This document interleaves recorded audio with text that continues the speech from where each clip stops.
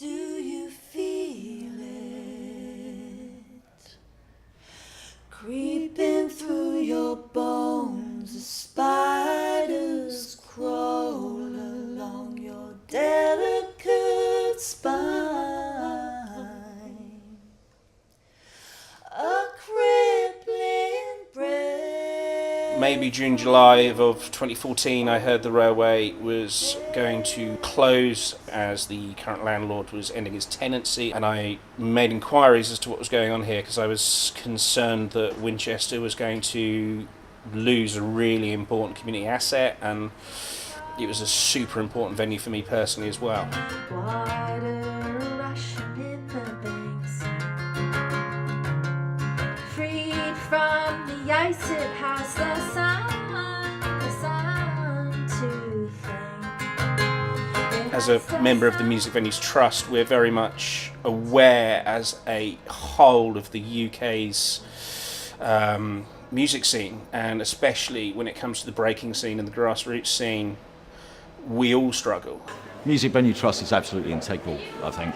One of the problems when we first started was venues were fighting their own fight individually, bringing everyone together and also having all the information available in one place, to ensure that not just venues stop closing, but new venues open up. This is about regrowing grassroots music at a really important time for the British music industry.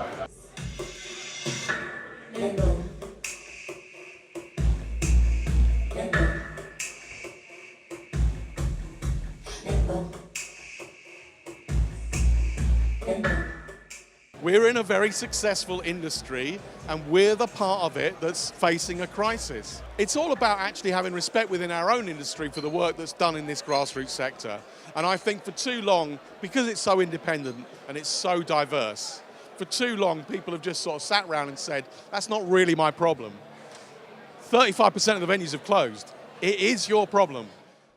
Recently we had to do a crowdfunder to keep the doors open. We got into a situation where our liabilities and what we were trying to achieve were just not matching up in the books. We raised £10,000, which saved the railway. But Winchester saved us, and we will be forever grateful for them. And we gave people t-shirts and pint glasses, but I don't think that's enough to show our gratitude. Without them, there wouldn't have been a railway now.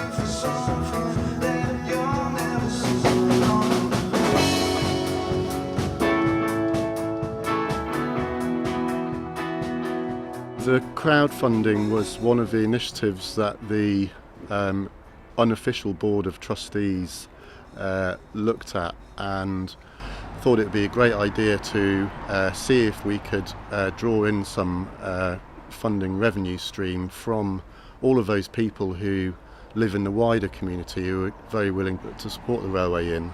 We also helped the business owner to approach Winchester City Council about some of their costs, in particular the business rates. It's a moot point really about how councils should be helping and protecting businesses like this, because ultimately this is a community space as much as a business, and it does provide a very unique outlet for musical talent, but it is also a meeting place.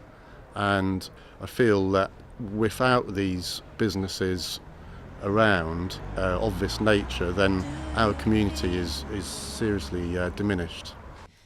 Drop it in your gut, a cherry bomb through your letterbox lips, I might explode. In England, they don't seem, where music is really strong, everyone's into music in England, it's our huge industry, but the government and the councils don't seem to care, and you find the councillors shutting these kind of places down all up and down the country, so they just want to clear the land and build a block of flats, and that's all it is. Like, you know, we're beginning to be run by robots who just see the figures, press the button, yeah, this is the most figures you'll get, right, we do that, rip it up and knock it down, and they don't care anything about the community, about the people or anything. It's just figures. People are becoming robots, and this is the future.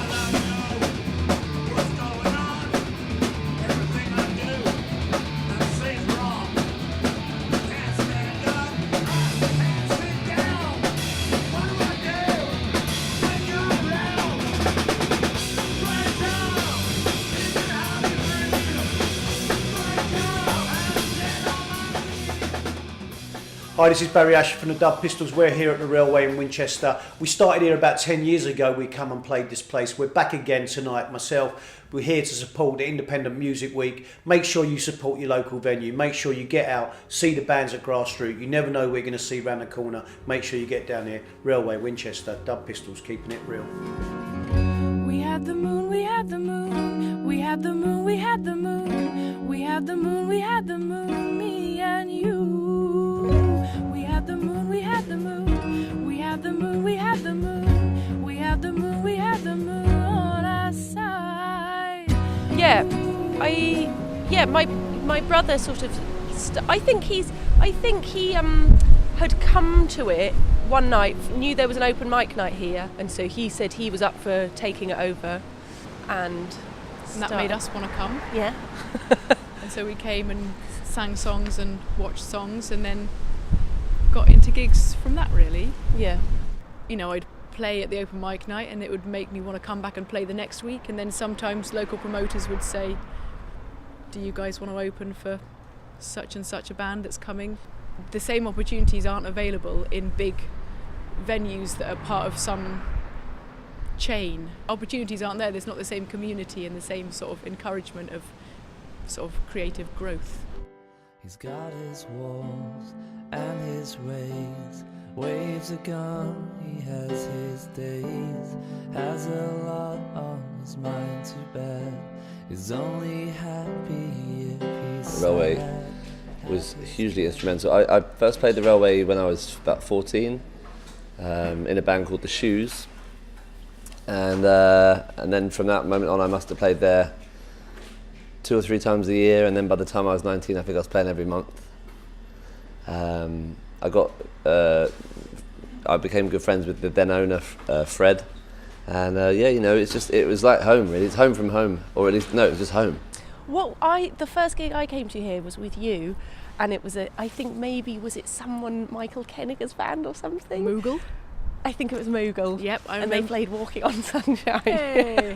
I mean, bands from other places would come in, but to be honest, my main memory is of the local bands. And just like great, just like nights, just, you know, like... Oh, yeah. Like the club nights were really there were some really great club nights. Me and Kate used to sometimes DJ as Bird and Fish. True. I did the Roots night. I played the drums there in a band that I was in for about 10 years, and when I was in the band that I then went on to become, you know, moderately successful with, Razorlight, we went back and played the Railway and many years later, which was a really exciting thing to go and do. Yeah, so for gigs, for club nights, we were here quite a lot.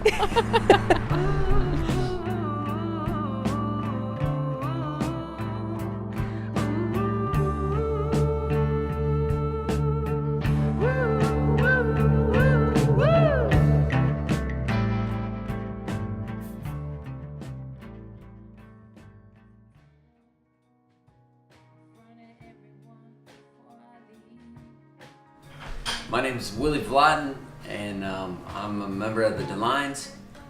My name's Amy Boone, and we've had a lot of great times here.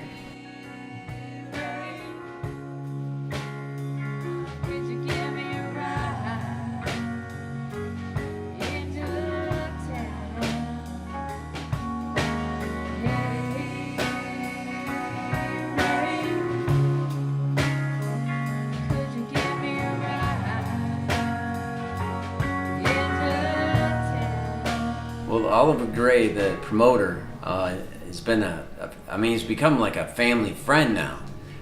And he kept inviting us back and letting us stay at our place. He loves the railway, I think he's built a whole community of music lovers in this area that put up with our, Americana kind of music. Going from playing some bigger rooms on this tour and coming back here, it seems familiar, to have people really close together and really hot.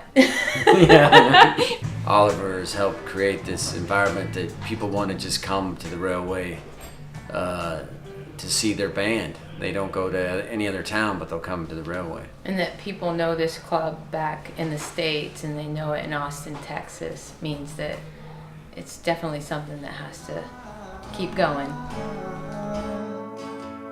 Can survive it, against this cold.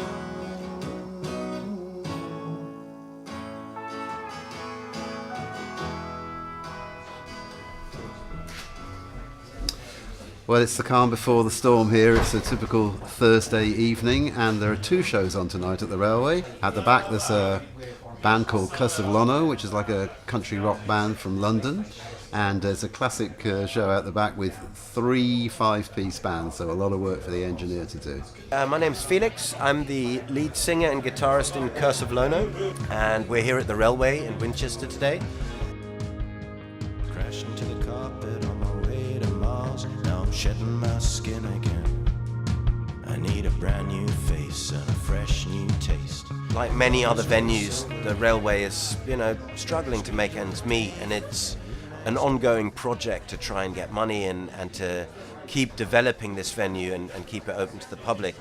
And this time we just thought, let's come down, rehearse a bit during the day, and then do a fundraiser gig for them to get some money in. So we're basically playing for beer money tonight, and all the money we raise is to go back into this venue. And I think it's really important that local communities support their local venues, because once they're gone, they're not going to open up again. And I think it's also us musicians need to be very careful.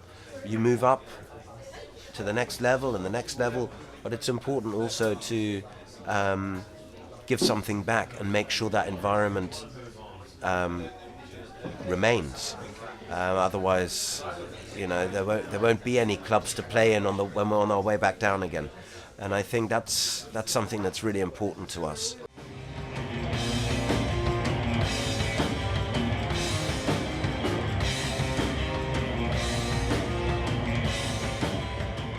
Well, venues such as the Railway are the absolute lifeblood of the music industry. Without venues like this, the music industry couldn't exist, because the bands would never have anywhere to play when they're starting out.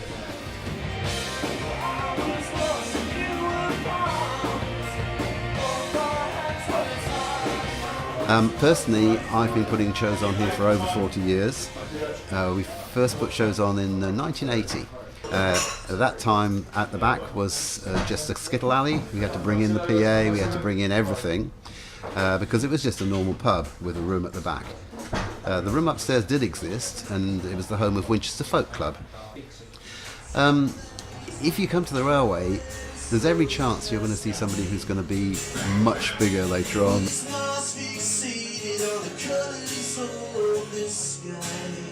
For example, Frank Turner, PJ Harvey, Imelda May, Ed Sheeran, the famous night when Ed Sheeran played in the barn, and well, you could hardly get near the Railway that night. It was amazing.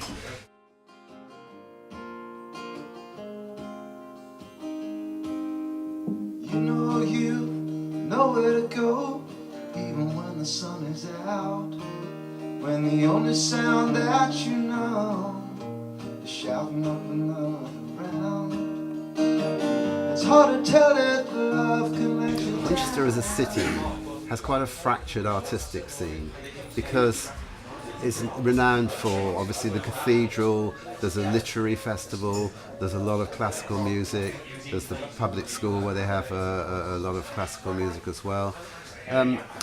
But somewhere like the Railway gets absolutely no support, and I mean zero support in the way of public money.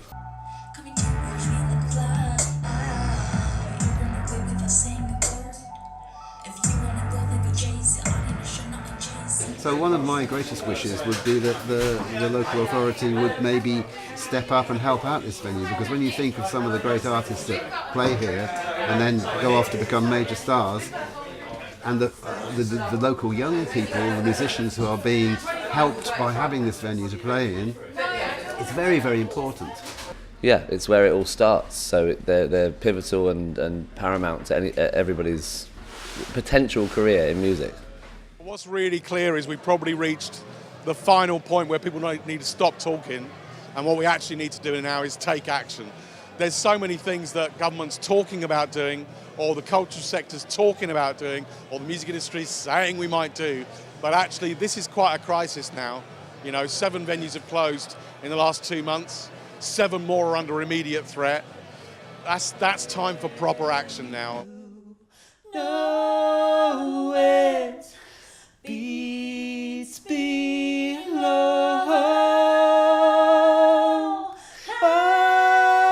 Oh, touch.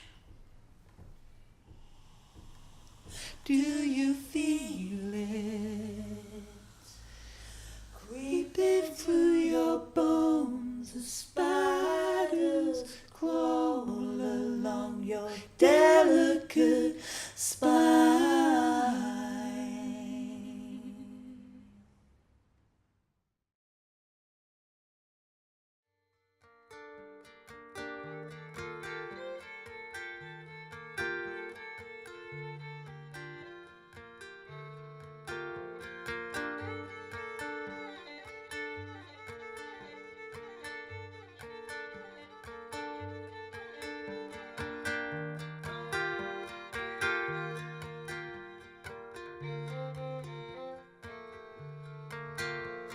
Old man winter at my door, the sky heavy with snow. All was cold, but my heart poured out. It's hard to let you go. Poor old Freddy, she's standing on the rise. I do remember it. At least I have this old guitar to get me through December. Through December.